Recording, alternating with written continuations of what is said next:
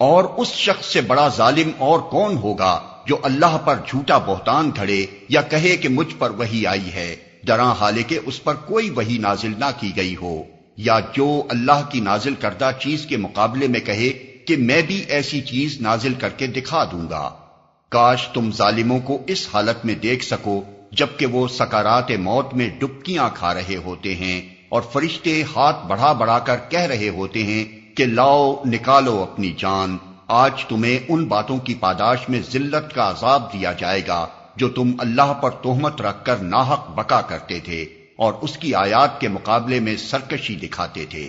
اور اللہ فرمائے گا، لو اب تم ویسے ہی تنے تنہا ہمارے سامنے حاضر ہو گئے جیسا ہم نے تمہیں پہلی مرتبہ اکیلا پیدا کیا تھا۔